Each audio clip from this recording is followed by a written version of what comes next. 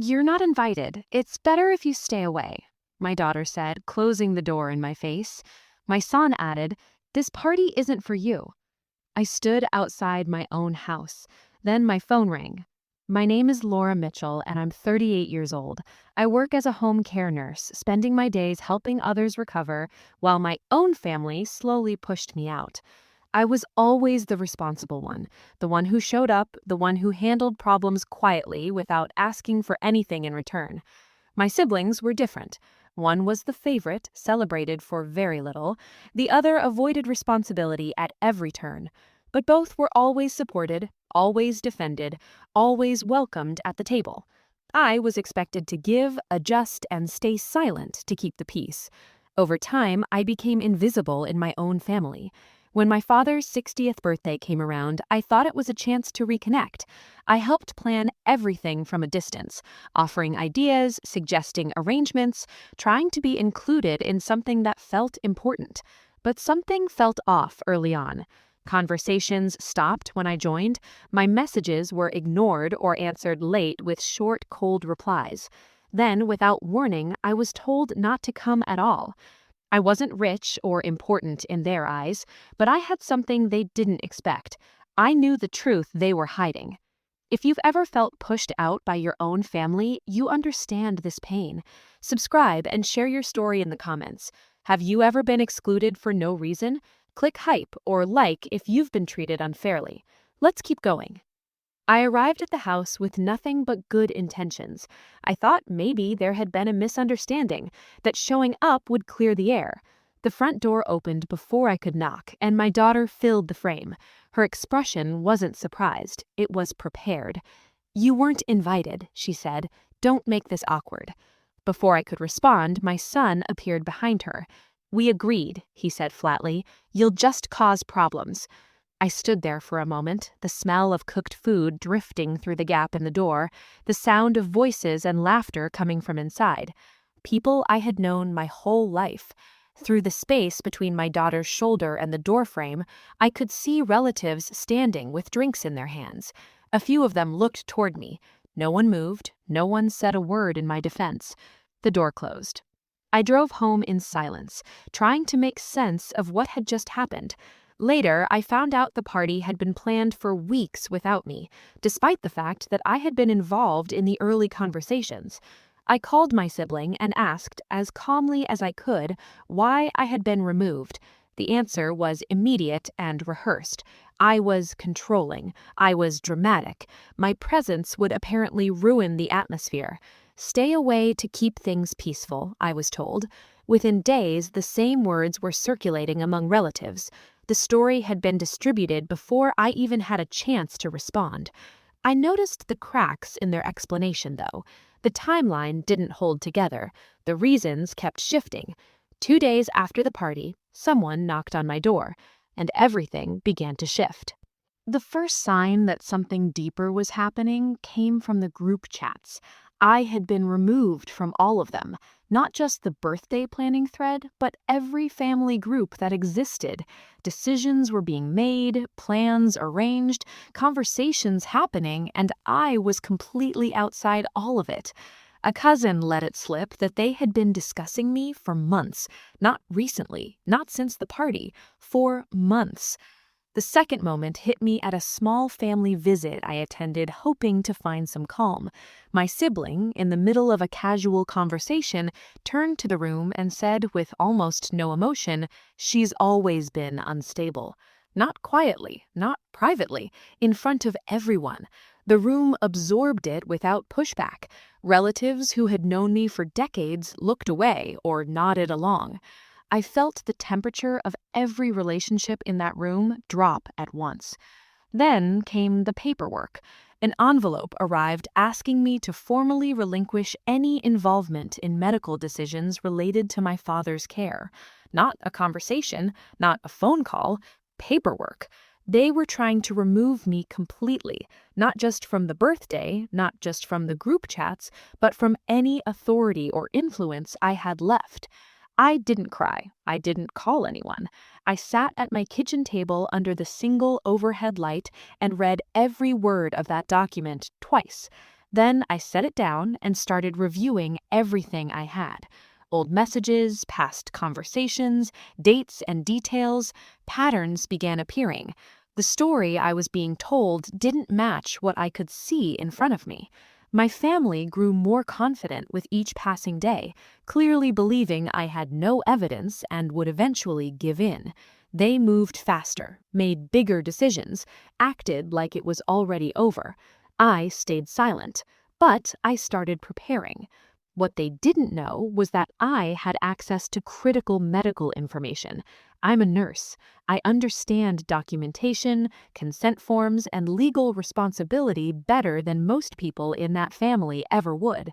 I had copies of earlier medical discussions involving my father's treatment, records from conversations I had been part of before they began cutting me out. I started noticing things. Reported conditions didn't match what the medical records actually showed. Decisions that required formal consent had apparently been made without it. I began organizing everything methodically: dates, conversations, documents, and timelines, laying it all out the way I would if I were preparing a case review at work. I told no one what I was doing. I let them think I was retreating. I let them feel comfortable in their certainty. Then came the knock at my door, and I understood immediately that the moment I had been quietly preparing for had just arrived.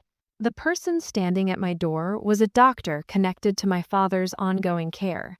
He looked tired and a little unsure, the look of someone who had been receiving conflicting information and didn't know which version to trust.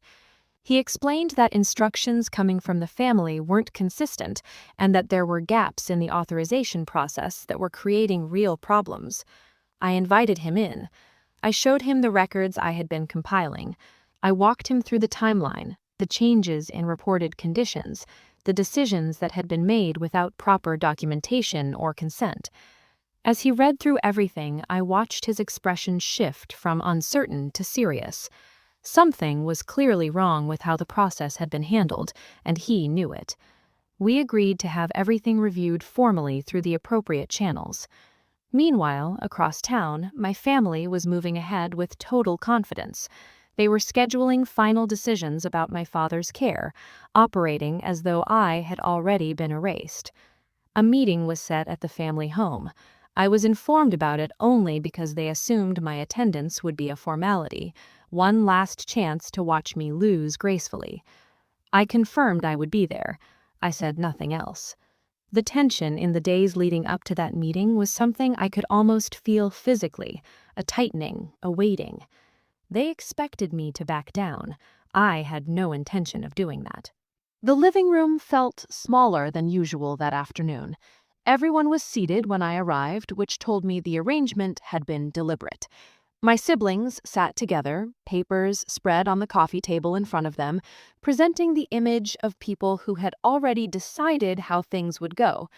One of them began speaking immediately, outlining what had been decided, who had authority, what would happen next. "You're not involved anymore," they said, looking at me briefly before looking away. I let them finish. Then I said, calmly and clearly, "Before anything else, we need to clear something up." I opened the door and the doctor walked in. The shift in the room was immediate. My siblings glanced at each other. The doctor introduced himself and began asking straightforward questions about authorization and consent, the kind of questions that require specific answers. The answers my siblings gave didn't hold up. Inconsistencies appeared quickly, details that contradicted each other, approvals that couldn't be documented, timelines that didn't match the records. I placed my documents on the table. The doctor reviewed them and confirmed, clearly and professionally, that several decisions had been made without the required consent or proper authorization. The room went silent. Not the comfortable silence of people who are thinking, the tight, airless silence of people who have been caught. My sibling tried first. "You're overthinking again," they said, directing it at me with a dismissive wave. The doctor turned toward them and, without raising his voice, explained the seriousness of what had been found and what it meant going forward. Nobody responded. I looked around the room at the same faces that had watched a door close in my face 2 days before the party. They didn't look confident anymore. They looked like people trying to calculate how much damage had just been done. I didn't argue. I didn't raise my voice. I had nothing left to prove. The facts were already speaking. I walked away from that meeting without signing anything, without agreeing to anything, and without apology. In the weeks that followed, I made sure every decision related to my father's care was handled properly, documented, approved, and transparent. I set clear, firm boundaries with my family, not in anger, but with the kind of steadiness that comes from finally seeing a situation clearly. Trust between us was broken, and I accepted that it would not repair itself with time or with conversation. Some relatives reached out, softer now, curious, some perhaps a little ashamed. I kept my distance, not out of bitterness, but because I had stopped measuring my worth by whether they included me. I built my days around my work, my peace, and the people who had always been consistent. I stopped trying to earn a seat at a table that had never truly been set for me. They had spent so much energy convincing everyone that I was the problem, but I was the only one in that family paying close enough attention to protect what actually mattered. They tried to shut me out, but the truth doesn't stay silent.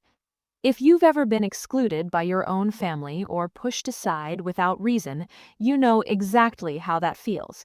Share your story in the comments. Subscribe and become part of our community. Let me know this story helped by clicking hype. And tell me where you're watching from. I love seeing how far these stories travel.